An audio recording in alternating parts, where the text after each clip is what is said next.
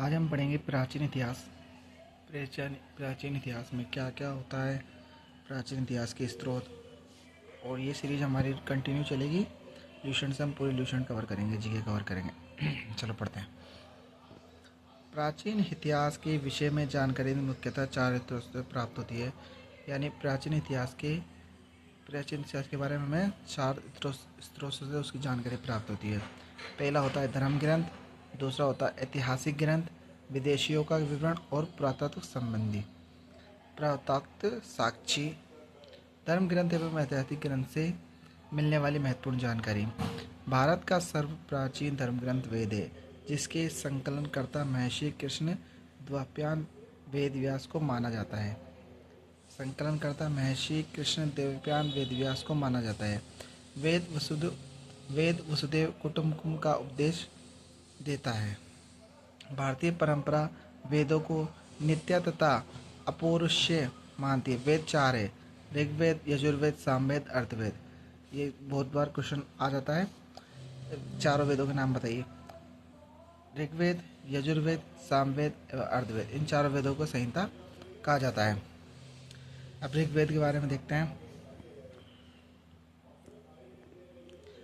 ऋचाओं के क्रमबद्ध ज्ञान के संग्रह को ऋग्वेद कहा जाता है। इसमें 10 मंडल, ये चीज़ें जानकारी याद रखिए। 10 मंडल, 1028 सूक्त एवं 10,462 ऋचाएँ हैं। इस वेद को ऋचाओं को पढ़ने वाले ऋषि को होत्र कहते हैं। इस वेद के से आर्य के राजनीतिक प्रणाली, इतिहास एवं ईश्वर की महिमा के बारे में जानकारी मिलती है। विश्वामित्र द्वारा रचित ऋग्वेद के तीसरे मंडल में सूर्य देवता सावित्री को समर्पित प्रसिद्ध गायत्री मंत्र। इसके 9वें मंडल में देवता सोम का उल्लेख है। इसके 8वें मंडल हस्तलिखित ऋचाओं के खिल कहा जाता है। ऋग्वेद को सबसे बड़ा 10वां मंडल है। इसमें नदी स्तुति सूत्र, नदियों की प्रतिष्ठा, पुरुष सूक्त, वैदिक समाजशास्त्र, नास्तीय सूक्त, ब्राह्मण सृजन संबंधित विभिन्न अनुमान, सूर्य सूक्त, विवाह श्लोक आदि सम्मिलित है। इसके आगे पढ़ते हैं। चलो यहाँ से पढ़ते हैं। धर्म सूत्र 4 प्रमुख जातियों की स्थिति, व्यवसाय, दायित्व, कर्तव्य तथा विशेष अधिकारों में स्पष्ट विभेद करता है। ऋग्वेद के कई परिच्छेदों में प्रयुक्त अध्ययन, जिसका वध नहीं किया जाता, शब्द संबंध गाय से है। ऋग्वेद में ब्रह्मा का उल्लेख तो है, किंतु आत्मा का नहीं। ईसा पूर्व ईस्वी, ये मुझे लगता है कि सबसे इम्पोर्टेंट चीज़ होती है, जो ये पिंक डब्बे में चीज़ें होती है। वर्तमान में प्रचलित ग्रेगोरियन कैलेंडर, ईसाई कैलेंडर, जूलियत कैलेंडर, ईसाई धर्म ईसा मसीह के जन्म वर्ष कल्पित पर आधारित है। ईसा मसीह को जन्म के पहले समय को ईसा पूर्व BC, before the birth of Jesus Christ कहा जाता है। यानी ईसा मसीह के जन्म से पहले की चीज़ों को हम बीसी बोलते हैं, यानी ईसा पूर्व बोलते हैं। इसमें बहुत सारे लोग कंफ्यूज होते हैं, मैं बता देता हूँ। ईसा पूर्व बोलते हैं, बीसी यानी before the birth of Jesus Christ कहा जाता है।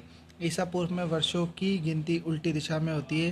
जैसे महात्मा बुद्ध का जन्म 563 ईसा पूर्व में एवं मृत्यु 430 ईसा पूर्व में हुआ। यानी ईसा मसीह के जन्म को 463 वर्ष पूर्व महात्मा बुद्ध का जन्म एवं 483 वर्ष पूर्व मृत्यु हुई। ईसा मसीह के जन्म तिथि को आरंभ हुआ सन ईस्वी सन कहलाता है। इसके लिए संक्षेप में ई लिखा जाता है। ई के लैटिन भाषा में एडी में लिखा जाता है। एडी यानी एनो डोमिनी, जिसका अर्थ है in the year of lord Jesus Christ. Vincent अर्थ, चलो इसको छोड़ दो, इस पर कोई वामन अवतार, यजुर्वेद। इस अपन ने ऋग्वेद के बारे में पढ़ा, आज यजुर्वेद के बारे में पढ़ते हैं। स्वर पाठ के लिए मंत्रों को तथा बलि के समय अनुपालन के लिए नियमों को संकलन यजुर्वेद कहलाता है। इसके पठकर्ता को अर्थवेद कहते हैं। यजुर्वेद यज्ञों में नियमों एवं विधि विधानों का संकलन मिलता है। सामवेद हो गया और अर्थवेद हो गया।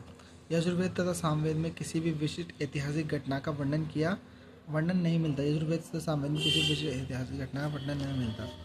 चलो ठीक है, आज की वीडियो यही रखते हैं। हमने चारों वेदों के बारे में पढ़ा। चारों वेद कौन कौन से हो गए? ऋग्वेद, यजुर्वेद, सामवेद और अर्थवेद, ये सारी चीज़ें हो गए। चलो कल मिलते हैं।